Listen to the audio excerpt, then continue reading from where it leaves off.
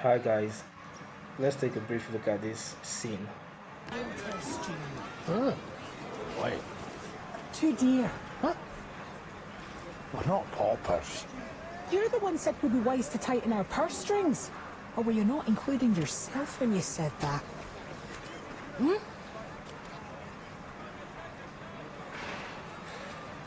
married a prince. And now you're bound to an outcast. I'm bound to the dwarf I love.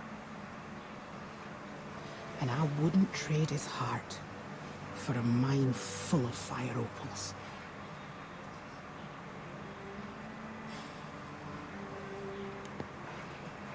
Be nice to have the opals, though. Aye, it would. Alright, so in case you don't know, this scene is from Lord of the Rings, Rings of Power, Season 2. I think it's episode 2. The significant thing about this scene is, so for context, Prince Durin is married to Princess Disa. Prince Durin was disowned by his father, so they no longer enjoy the favors from the palace. So now Prince Durin has to work like every other citizen in Khazad-dûm, that is the name of their kingdom, in order to make ends meet and provide for his family. They did what every family would do. They cut down costs. They decide to manage what they have.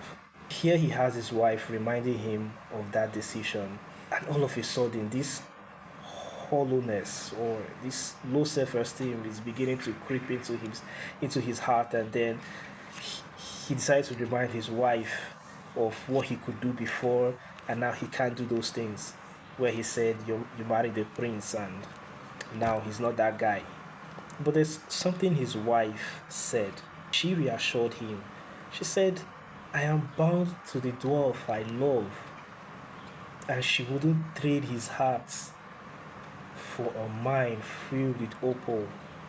That alone is enough to motivate him to keep on fighting for his family. It's enough to keep him going.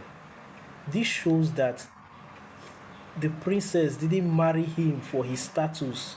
She didn't marry him because of what he has or because of whose son he is.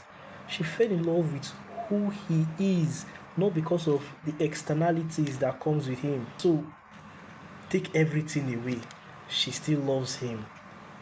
How many of us can boast of that in today's relationships? A lot of people go into marriage thinking of what they could get from it and not what they could offer. A lot of people get married because of the benefits that comes with it. Now, take away those benefits, take away those add-ons, the marriage will begin to shake, the relationship begins to shake, and that is because we go into this relationship with unrealistic expectations. Here in this scene, we see what it means about having an identity, right?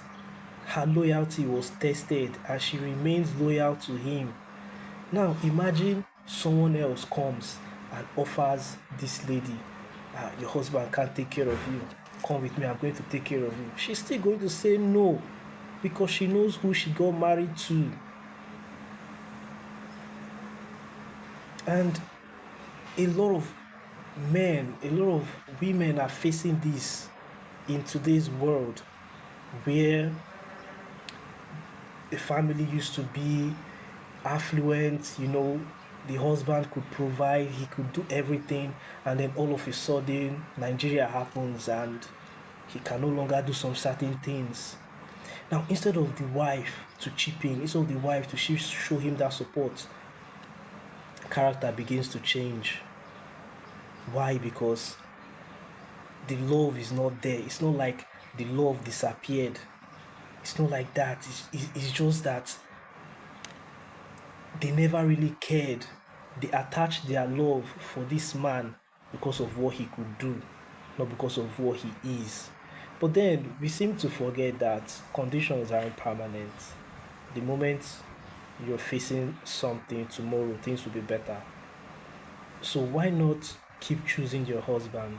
I mean, the whole essence of love is to keep on choosing someone every day of your life, no matter how things change, no matter what changes, for you to be able to love someone in their lowest, in their worst moments.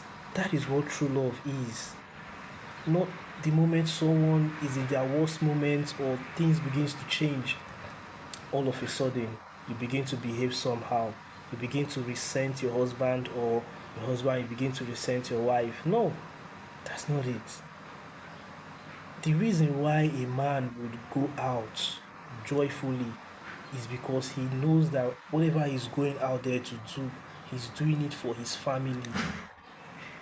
So if in a time where he's at his lowest and his wife reassures him that, yes, I love you for who you are, you not being able to provide now doesn't mean you'll not be able to provide tomorrow.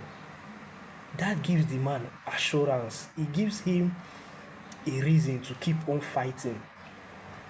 But the moment you throw everything he has done in the past and begin to say, nah, your behavior changes, that man is going to be downcast. I mean, look at this scene. Prince Durin was about to fall into some sort of depression, but the words of reassurance from his wife made him to keep going.